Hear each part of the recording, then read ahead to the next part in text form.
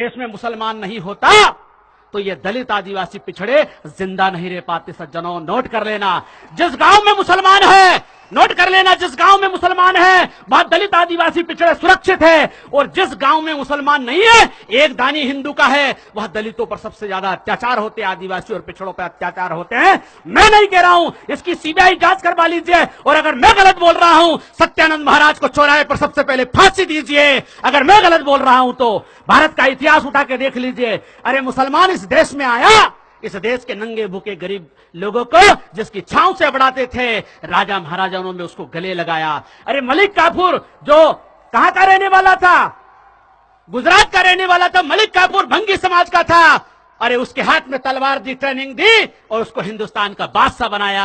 आपको पता है, भंगी समाज का नासरुद्दीन खुसरो, उसको दिल्ली का बादशाह बनाया। ये मुसलमानों ने पूरी मानवता को गले लगाया, उन्हीं मुसलमानों के खिलाफ जहर घोला जा रहा है। सज्जनों, मैं आपको कुछ बातें बताना चाहता हूं। इतिहास को हिंदू मुसलमान के नजरिए से मत देखिए। भारत में, हमारे राजस्थान में राजपूत राजा रहे, लेकिन राजपूत राजाओं ने इस देश में राज किया मुसलमानों के साथ मिलकर के। मुसलमानों ने हिंदुओं के साथ मिलकर के राज किया। इतिहास को हिंदू मुसलमान के नजरिए से मत देखिए। हल्दी घाटी का युद्ध हुआ, उसमें राणा प्रताप की तरफ से पठानों ने लड़ाई लड़ी और अकबर की तरफ से राजा मान सिंह ने लड़ाई लड़ी। वो हिंदू थे। आपको पता होना चाहिए कि शिवाजी महाराज को गिरफ्तार करने के लिए राजा मान सिंह गया था, लेकिन शिवाजी महाराज के सबसे अच्छे तीरंदाज, तोपखाने के इंचार्ज और उनके जहाजी बेड़े के नौसेना के इंचार्ज सारे मुसलमान थे। इसलिए सज्जनों, इतिहास को हिंदू और मुसलमान के नजरिए से देखना छोड़ दीजिए।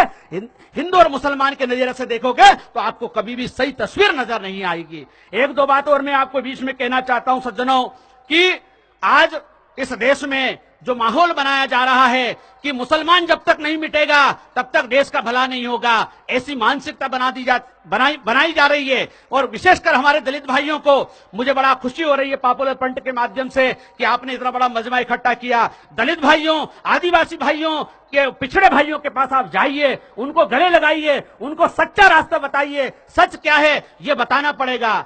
सज्जनों, जो लोग संविधान का विरोध करते हैं, आरक्षण का विरोध करते हैं, क्यों करते हैं? क्योंकि इस देश के दलित और आदिवासी पिछड़ों के गले में हंडी और कमर में झाड़ू लगाने की प्लान चल रही है। लेकिन वो धर्म के नाम पर चल रही है, वो राम राज्य के नाम पर चल रही है, वो इस देश को सज्जनों, इस देश को बर्बाद करने की प्लानिंग है कि मुसलमान से दलित को लड़ा दो, दलित को मुसलमान से लड़ा दो। अभी पिछड़ा वर्ग का जो हमारा आदमी है वो मुसलमान को दुश्मन मानता है, और एक तरफ मानता है वो दलितों को दुश्मन मानता है, आदिवासियों को दुश्मन मानता है। मेरे गुर्जर, सोंदिया, डांगी, यादव पाटीदार को समझाओ कि तुम्हारा हक अधिकार दलितों ने नहीं खाया, मुसलमान ने नहीं खाया। अरे तुम्हारा 52% अगर किसी ने खाया है तो वो जो हिंदू मुसलमान का टेंशन पैदा करके मंडल आयोग की रिपोर्ट को छुपाने का प्रयास किया है, ऐसे पाखंडियों से आपको सावधान रहने की जरूरत है। सज्जनों, बहुत कुछ बातें हुजूर पाक सल्लल्लाहु अलैहि वसल्लम ने अपने बयान में फरमाया था कि मां की गोद से लेकर कब्र तक इल्म हासिल करो, और इल्म हासिल करने के लिए चीन जाना पड़े तो चीन चले जाओ। अरे मेरे भाइयों, ऐसी सुन्नत और ऐसी सीरत है मेरे हुजूर पाक सल्लल्लाहु अलैहि वसल्लम की, ऐसी हदीस है। अपनी कौम में लीडर पैदा करो, ज्ञानी पैदा करो, विद्वान पैदा करो, पूरी दुनिया का इल्म हासिल करो, राजनीति का, धर्म का, दर्शन का, मनोविज्ञान का, सारी दुनिया की किताबें पढ़ो। और जब आपके पास इल्म होगा तो इल्म की ताकत से जालिम डरता है। इसलिए सज्जनों, इल्म हासिल करो। एक बाबा साहब डॉक्टर अम्बेडकर थे, 33 करोड़ देवता और 24 अवतार मिलकर के भी एक भंगी चमार बलाई बसोड़ बागरी बरमुंडो को विधायक सांसद नहीं बना दिया, लेकिन बाबा साहब डॉक्टर अम्बेडकर के संविधान ने राष्ट्रपति बना दिया। ये कलम की ताकत है। सज्जनों, अंत में सिर्फ ये कहना चाहता हूं, मैंने हिंदू, मुस्लिम, जैन, बौद्ध, पारसी, ईसाई सब धर्मों का अध्ययन किया।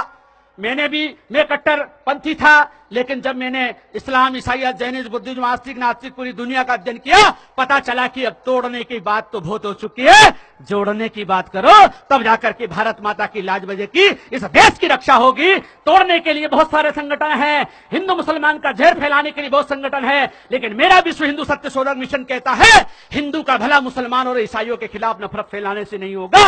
हिंदू का भला होगा तो जाति और अंधविश्वास को मिटाने से होगा, और कोई रास्ता नहीं है। इस इसलिए मेरे हिंदू भाइयों, जाति और अंधविश्वास के खिलाफ आंदोलन चलाओगे तो हिंदू का भी भला होगा, मुसलमान का भी भला होगा, पूरे राष्ट्र का भला होगा।